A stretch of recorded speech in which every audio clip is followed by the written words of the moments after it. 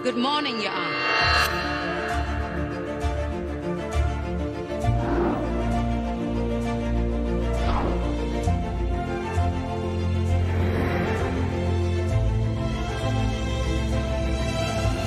Black Panther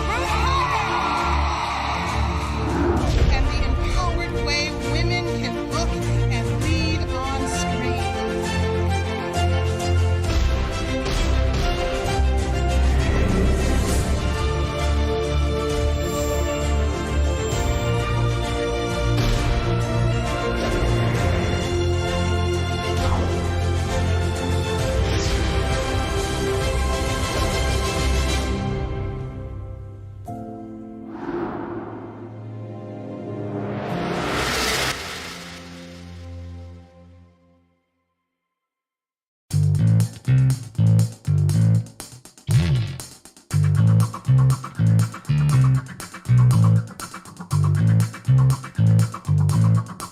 Sugar the Play, a cash team production, is looking for actors and singers to fill several slots for this upcoming live play.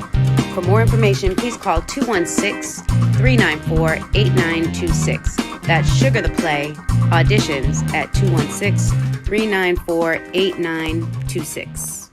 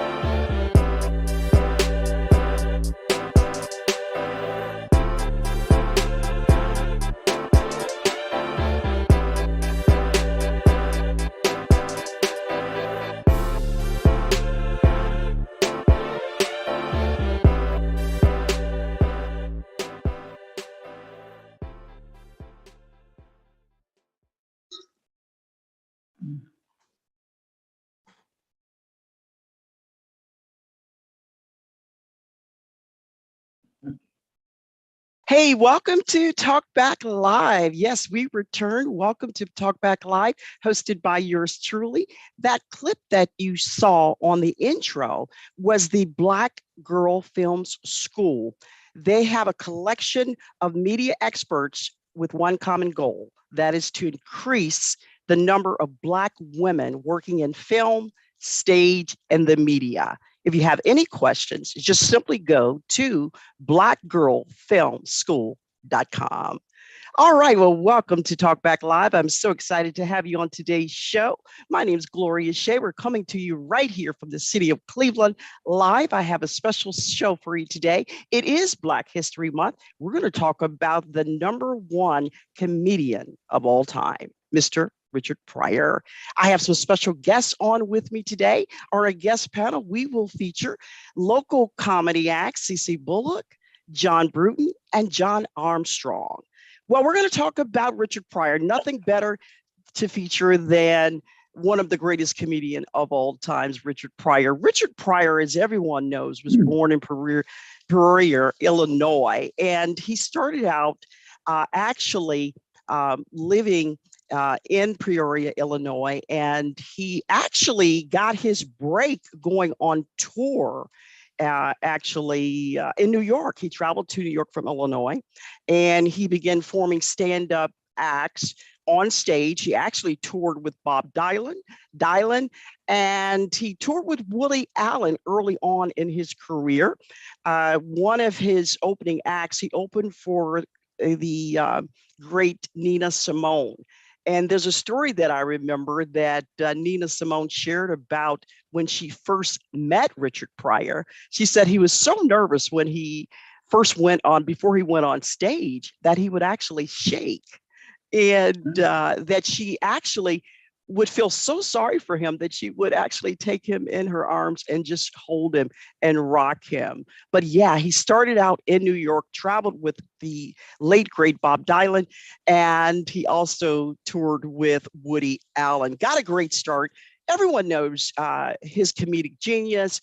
Everyone, if you were fortunate enough back in the day to actually take in a Richard Pryor stage act, you were in for a treat. I'm sure most of you Clevelanders remember that if you had a chance to check him out when he came here to the city of Cleveland. But we're going to talk about Richard Pryor. We're going to get the take from these local comedians here in the city of Cleveland and how Richard Pryor influenced their comedic career.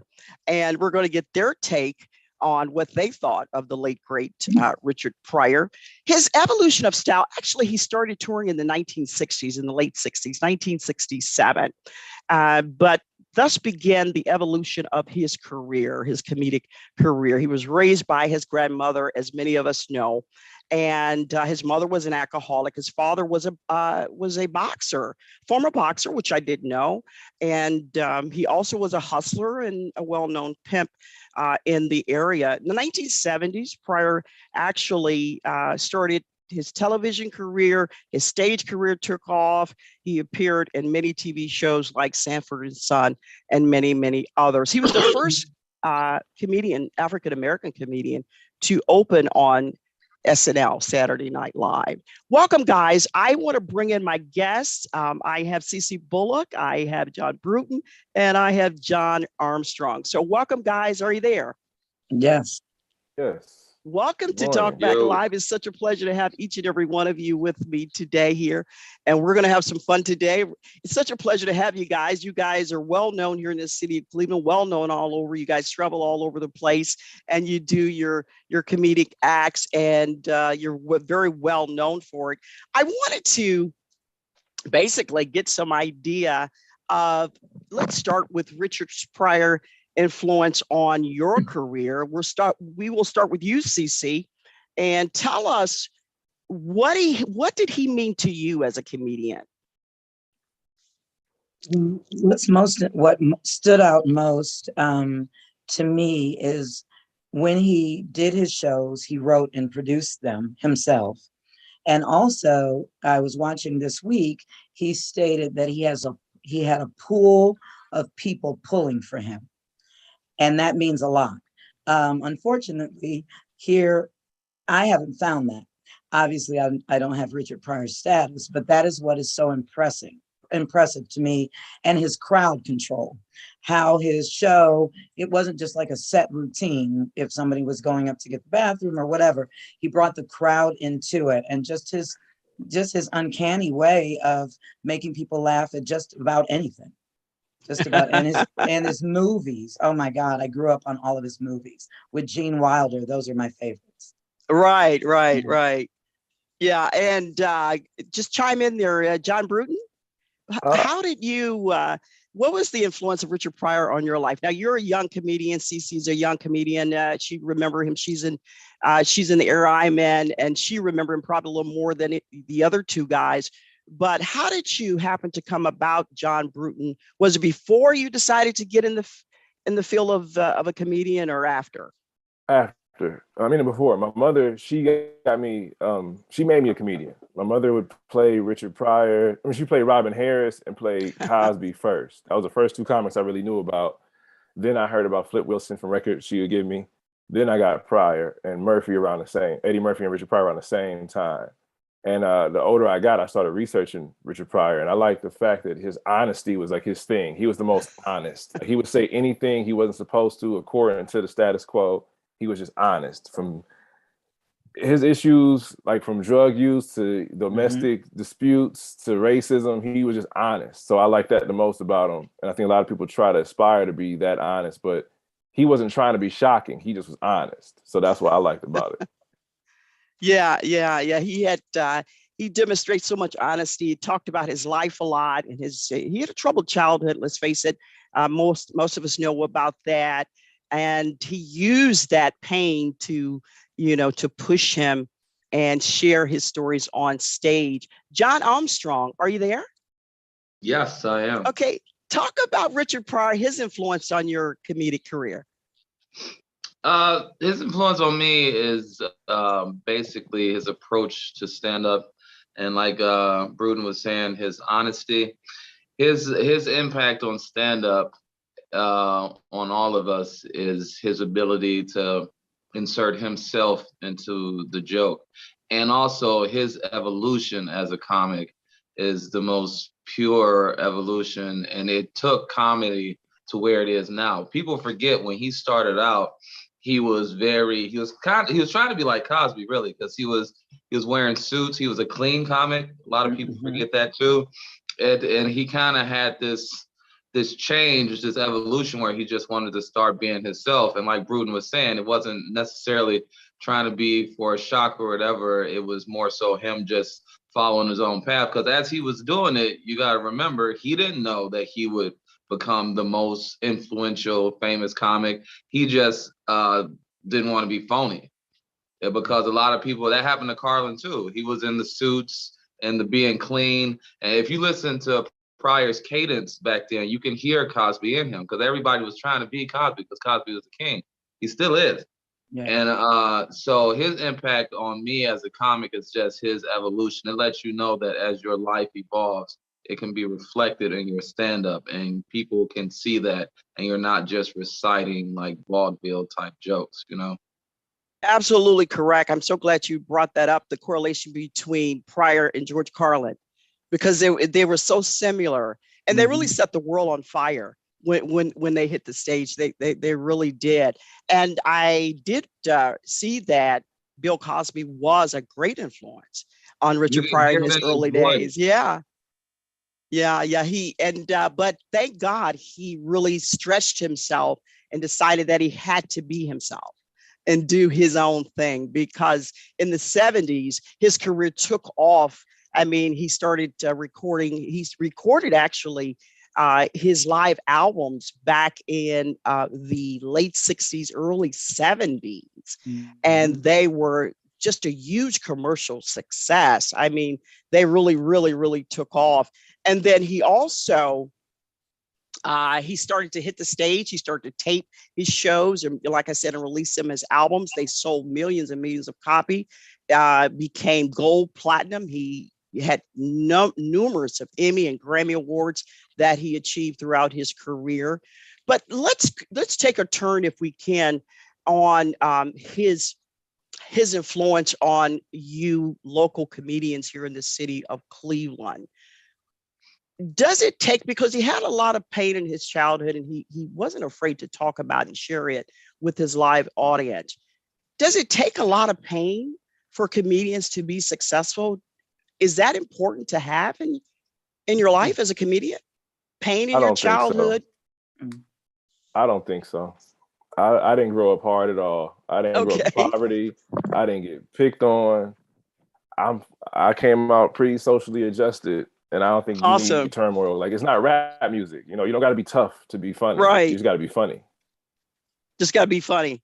So what does it take to be funny? I mean, because I've always heard comedians are a different breed, right? They use their pain, a lot of them do, but they actually are able to put themselves and set up different scenarios that make people fall in. For me, and that's a gift, right? I am myself. I'm a storyteller. Not everybody does storytelling. So everything that I say is true. My divorce, adultery, raising a son with autism, all of that. So I've always been this person. I'm celebrating today, I believe, 4 years in comedy. And, you know, the comedians that I work with don't know me. A lot of comedians have told me they didn't realize everything that I was saying on stage was true. And I was like, what? Like, how could I have made up all this stuff? But I've been the same person. I'll be 58 on March 27th. And I've been this same person my whole life. I grew up with money. I don't really talk about that on stage because a lot of audiences, it depends on the venue that I'm in. But mostly just telling about my life and making it funny. Because I was raised, you got to laugh to keep from crying, and divorce isn't easy, but it's funny to me. Yeah. Where there goes the pain again. We're going to take a break right now. Thank you for tuning in to TalkBack Live. We're going to see you on the other side. Stay tuned. Chandler was away in Cincinnati, so I don't know what the hell he was doing with Cameron. I'm at Ahuja having a mammogram, and I come out, and Cameron's like hiding behind this white girl with boobs bigger than mine. And I'm thinking, what the hell? Her name was Katie. Her boobs look like flotation devices, okay? It's like, Mom, this is my girlfriend. I'm like, first of all, why did you bring her to my mammogram appointment? Maybe he was trying to tell her, you don't need a mammogram. She needed surgery, okay? When the plane goes down, sorry, Cameron, but if you're ever on a flight and it's going down, call for Katie. Call for her. Because you will float all through the Pacific and the Atlantic Ocean. That girl had some knockers on her, okay? It was crazy. He has to laugh. But Katie turned out to be a slut. Are you surprised? My junior year or whatever year it was, Katie, they were in choir together. He's like, Mom. I'm like, what's Katie doing over there? Oh, that's her fiance. This dude was the size of olive oil, okay? So I'm sure he's not still alive because Katie probably suffocated his ass to death. I didn't see Katie at graduation. So either she's in jail from killing this little stick figure, I have no idea. It's a true story. I couldn't make this shit up, okay? Chandler, I don't know what the hell he's doing. Every time we went to Cincinnati, everyone's yelling across. He was in the band, everyone's yelling, Chandler! Everybody knew him. I'm like, either he's a hoe or he's really popular. I have no idea, but they loved him. They loved him. Nancy's gonna let me talk up here for about 5 years and 7 nights. But as I told you, I've got some issues with the ear, nose, and throat doctor. So I'm gonna have to make this a wrap.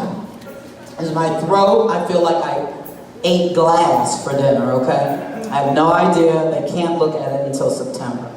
But I want to say, give it up for all the comedians tonight.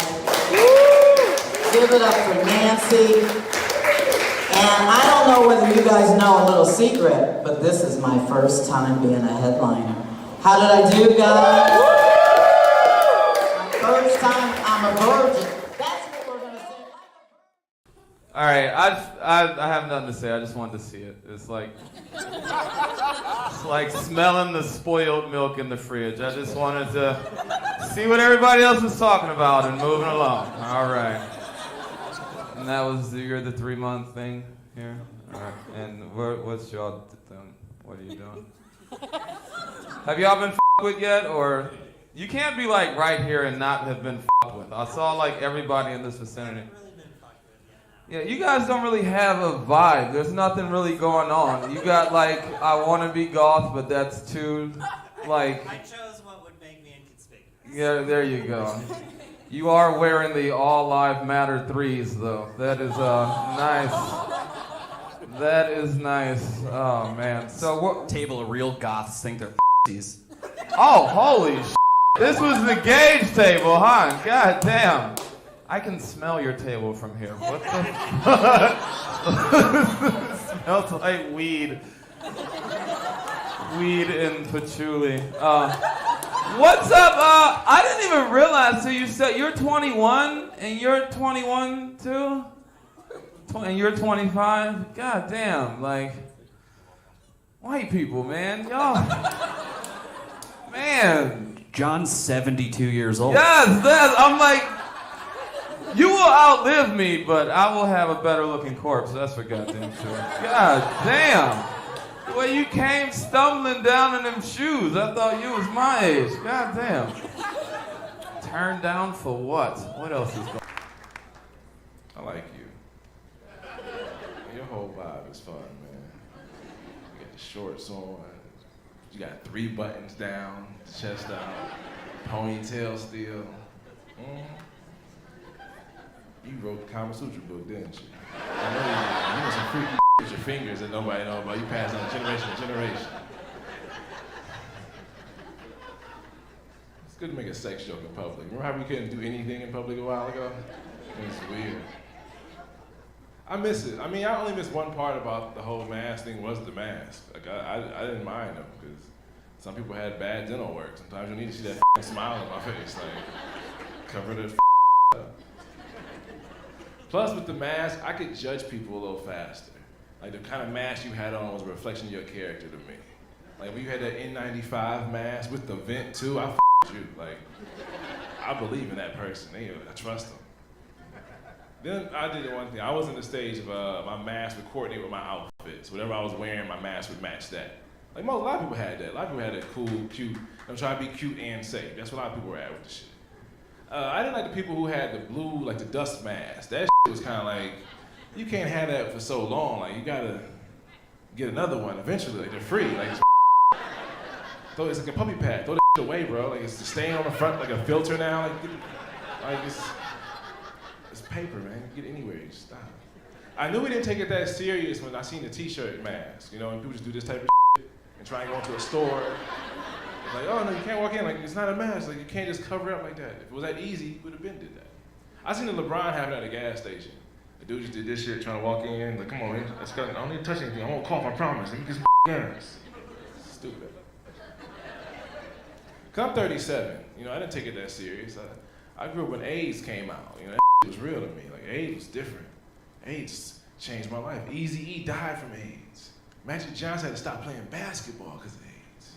I had to watch Pedro on Real World die, like every week, tune in, losing weight, cheeks sinking in, holding his boyfriend's hand, just watch that. With COVID, we didn't really lose anybody famous. Like, we lost family and friends, yes, but we did not lose anybody that was like famous to like make that big deal about. Like Herman Cain, like, we didn't give a like, we made jokes about it before it happened. Like, if you knew anybody black who saw him at the front right with a mask off, like, that make it. We knew it. We said it all to ourselves, like, I'm gonna miss Herman Cain again. Like, we already lost him once to white people, but now it's like, damn, we gonna die next.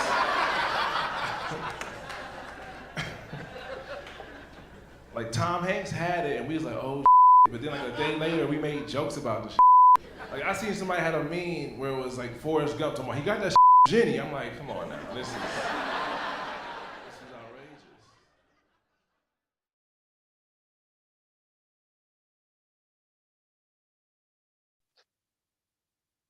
Welcome back to TalkBack Live. We've got a special show for you today in honor of Black History Month. We're talking about none other than Richard Pryor, and we have some special guests on with us. We have some local comedy acts, and I'm so excited to have them with them. John Bruton, is on with us. And also, I've got a live feed coming in. Sorry. Okay, sorry about that. I've got John Bruton with me. Now, John, he's just completed a live album recording here last weekend at the Grog Shop here in Cleveland, and with John Armstrong and others. And I also have John Armstrong on with me today. And looks like last weekend you were at Silk's Comedy Hour along with a gentleman named Kenny Howell and friends.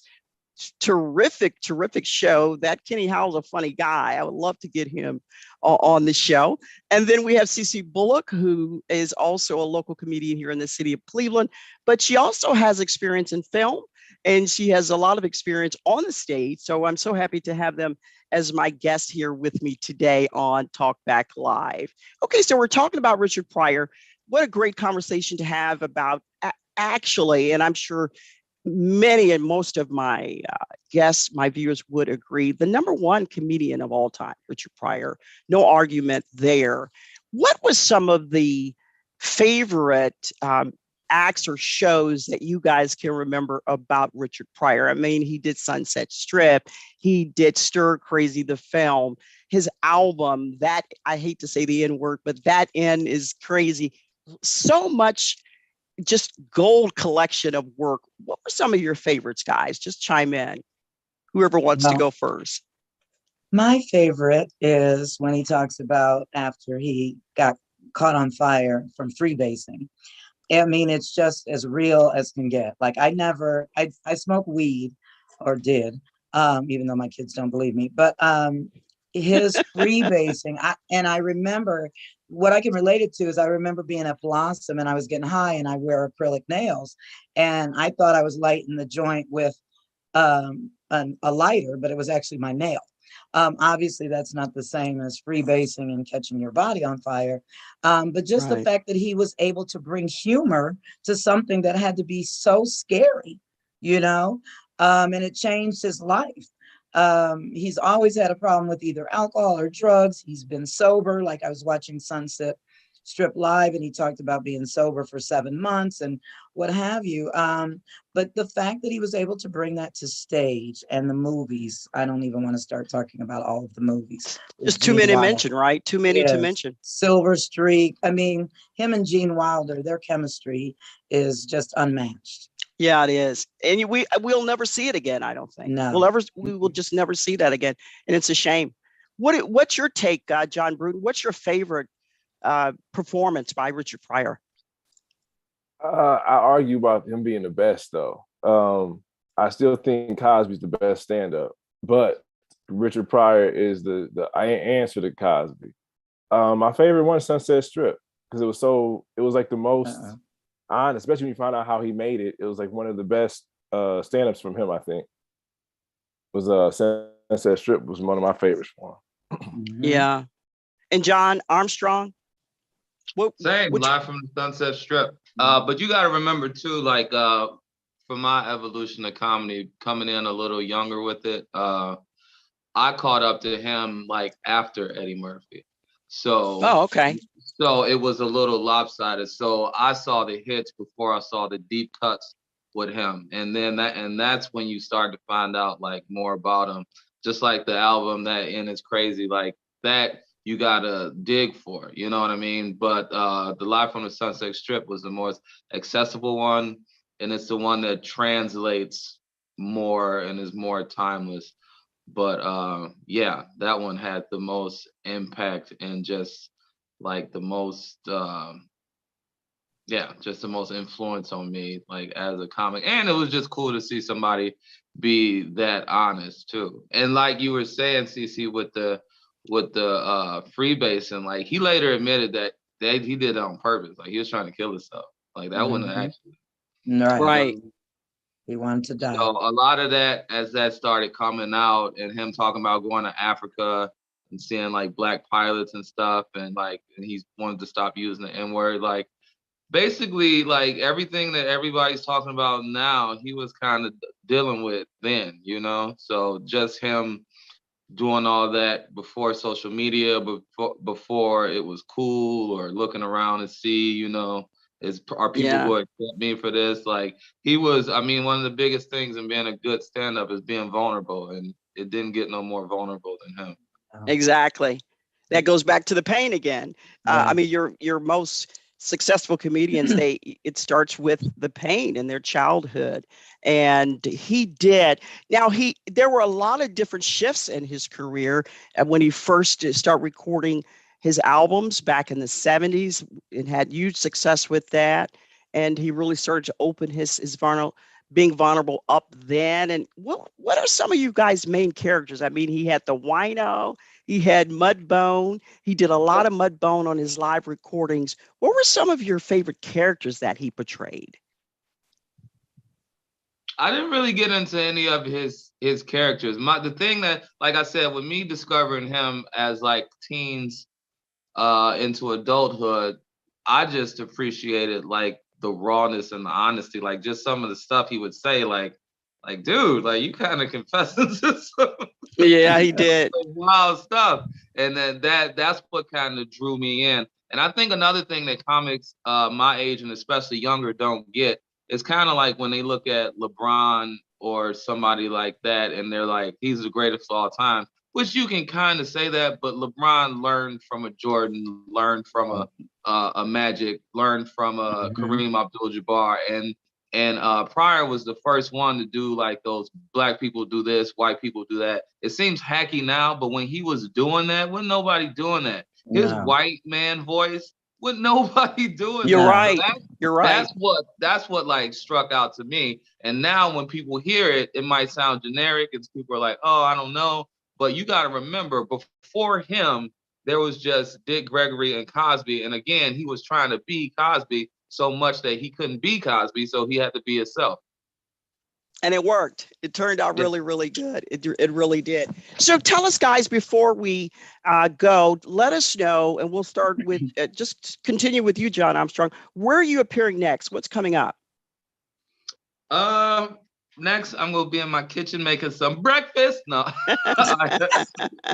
I right now I'm just doing a lot of like local open mics. I'm gonna be at Hilarities the first weekend of March, and I'll be at Improv the last weekend of March, and I'm trying to weave in some more dates just in between there. But I run an open mic at Hatfields, and you know, just popping in to see Bruton shows either at Grog or at Hilarities.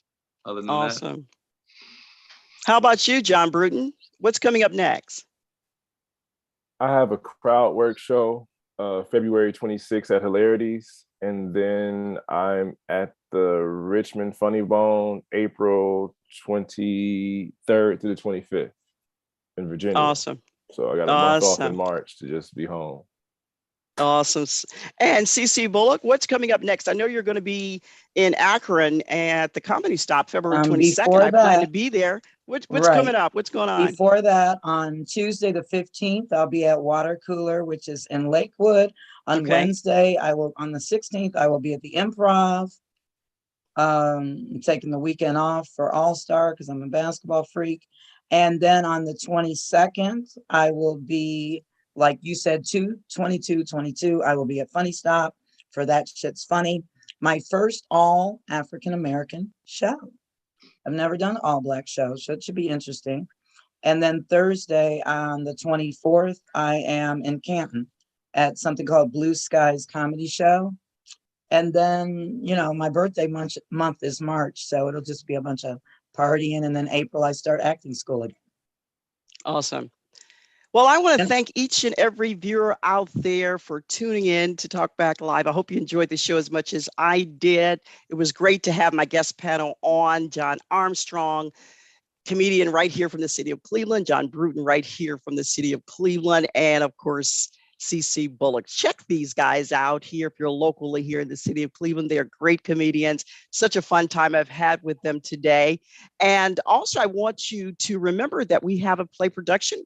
I am co-producer of a play coming up here called Sugar the Stage Play. That's coming up a little later on this year, but we're still in the process of auditions. So if you're an actor, stage actor, film actor, experienced or not experienced, give us a call here in the city of Cleveland, 216-394-8926. That's 394-8926. To my producer, Keith Hayes, thank you so much, sir. And let's do it again. We've got a new show coming up 2 weeks from today. It is Black History Month, and we're going to continue with that theme. We're going to have Mr. Richard Jones, and we're going to talk about social activism and civil rights and his participation in that right here in the city of Cleveland. So don't miss the show. Thank you for listening. Until next time, America. Hope you enjoyed the show today. Be sure and go to our Facebook page, TalkBack, a thought-provoking talk format. That's TalkBack, a thought-provoking talk format. Leave us a review. Let us know what you think of TalkBack. It can only make us better. Be sure to check us out on Spotify, also Twitter, Anchor, Apple Podcasts, wherever podcasts are heard. Again, thank you for listening. Until next time, America. You have been listening to Talk Back with my grandma on Spotify. Be sure and catch her every weekend. Oh, and by the way, my name is Kari. Bye.